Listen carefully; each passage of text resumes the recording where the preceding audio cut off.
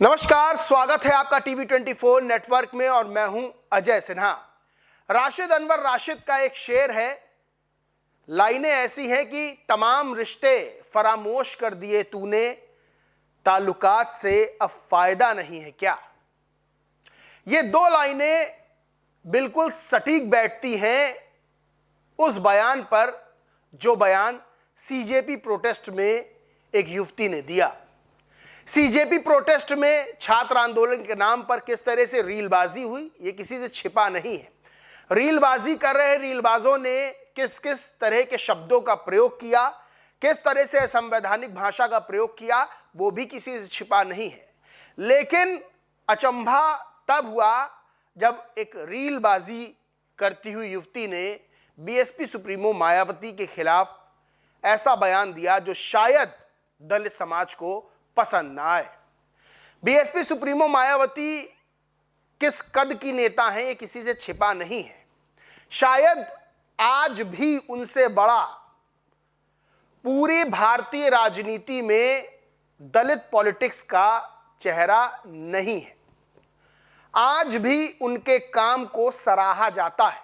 उत्तर प्रदेश जैसे सबसे बड़े राज्य की चार बार मुख्यमंत्री वो रही हैं और दलित समाज को जो हक दिलाने का काम है, दलित समाज को उनकी ताकत बताने का काम है, उसमें बहुत बड़ा रोल बीएसपी सुप्रीमो मायावती का है। हाँ, ये बात ठीक है कि आज वो राजनीतिक रूप से कमजोर हैं, उनका लोकसभा में कोई सांसद नहीं है, उनका उत्तर प्रदेश की विधानसभा में एक ही विधायक है। लेकिन ये भी नहीं भूलना चाहिए कि अपने समाज के लिए उन्होंने राज्यसभा की सदस्यता से तुरंत इस्तीफा दे दिया था। यानी वो नेता जो अपने समाज के लिए सांसदी से इस्तीफा दे, जो सांसदी का सपना बहुत से नेता देखते हों, उन महिला के खिलाफ इस तरह की टिप्पणी करना क्या ठीक है। दरअसल मैं बात कर रहा हूं इस आंदोलन के दौरान खूब रील बनाने से चर्चा में आई नेहा भारती नामक युवती की। नेहा भारती खुद को अंबेडकरवादी बताती हैं। नेहा भारती कांग्रेस की तारीफ करती हुई नजर आती हैं। ये नेहा भारती का अधिकार है कि वो कांग्रेस की तारीफ करें, वो खुद को अंबेडकरवादी बताएं, वो किसी भी नेता की तारीफ कर सकती हैं। लेकिन जो बीएसपी सुप्रीमो मायावती के लिए उन्होंने लाइन बोली, क्या बोला वो मैं आपको बताता हूं। जब उनसे पूछा गया बीएसपी सुप्रीमो मायावती के बारे में तो कहती है, मायावती मुझे 1% भी अच्छी औरत नहीं लगती है। यानी बीएसपी सुप्रीमो मायावती को लोग आदर सम्मान से बहन जी कहते हैं, पत्रकार भी उनको बहन जी कहते हैं। और बीएसपी सुप्रीमो एक ऐसी नेता है कि हर वर्ग, हर जात, हर धर्म का व्यक्ति राजनीतिक तौर पर उनकी तारीफ करता है। यहां तक कि दूसरे दलों के नेता भी बीएसपी सुप्रीमो मायावती के शासनकाल की तारीफ करते हैं। जब कानून व्यवस्था की बात होती है तो बीएसपी सुप्रीमो मायावती का 2007 से 12 तक का जो पूर्ण बहुमत की सरकार का कार्यकाल था वो याद किया जाता है। आज उत्तर प्रदेश में योगी आदित्यनाथ की सरकार है।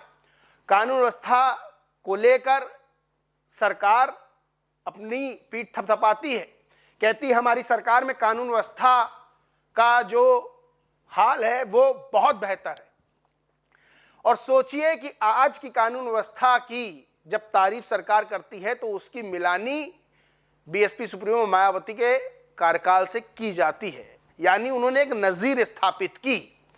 और ऐसी नेता के लिए इस तरह की भाषा का प्रयोग करना कि वो औरत मुझे 1% भी अच्छी नहीं लगती है, क्या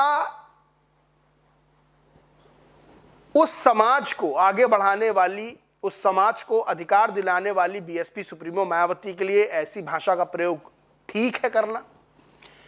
जहां बीएसपी सुप्रीमो मायावती की रिस्पेक्ट हर जात, हर वर्ग का व्यक्ति करता है, हर राजनीतिक रूप से जुड़ा व्यक्ति उनकी तारीफ करता है।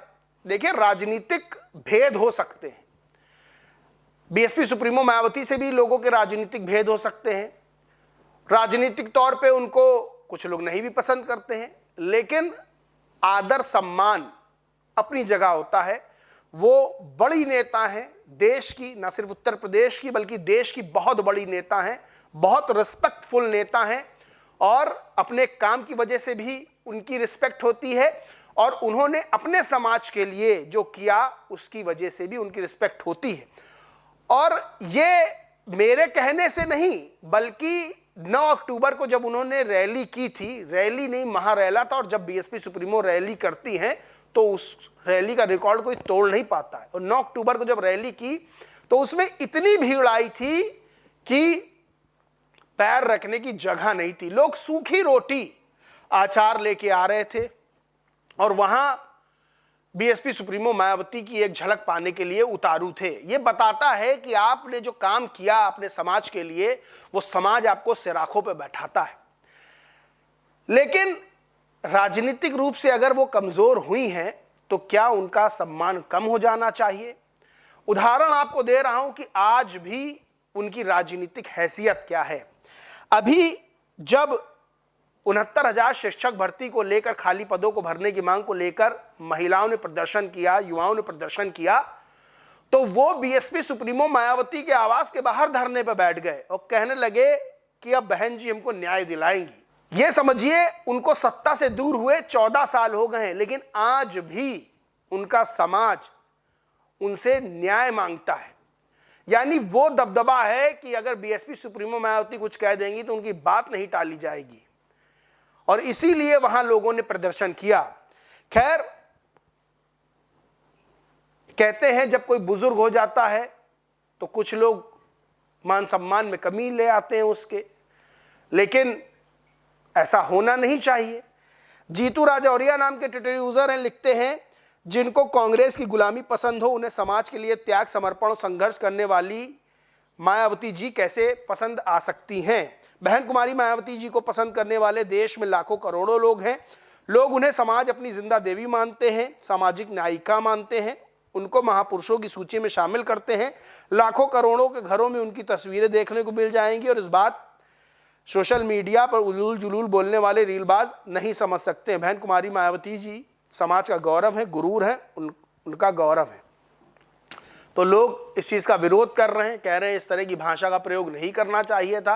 रीलबाजी अपनी जगह है, व्यूज़ की चाहत अपनी जगह है कि हमारा चेहरा चमके, लेकिन आप जब किसी सम्मानित व्यक्ति के लिए इस तरह की भाषा का प्रयोग करते हैं तो फिर सवाल खड़े होने लगते हैं कि क्या रीलबाजी के लिए कुछ भी उलूल जुलूल बोलना होता है? क्या व्यूज़ की चाहत के लिए आप किसी के लिए भी इस तरह की भाषा का प्रयोग करेंगे? ये सवाल खड़े होते हैं। और उसी समाज से आने वाली अगर कोई युवती इस तरह की भाषा का प्रयोग बीएसपी सुप्रीमो मायावती के लिए करती है, इतनी बड़ी नेता के लिए, तो फिर तमाम तरह के सवाल खड़े होते हैं। इस पूरे मामले पर आप क्या सोचते समझते कमेंट करके ज़रूर बताएं। वीडियो अच्छा लगा हो तो लाइक करें, कुछ शेयर करें और चैनल को सब्सक्राइब नहीं किया तो सब्सक्राइब करके बेल आइकन जरूर दबा लें। धन्यवाद।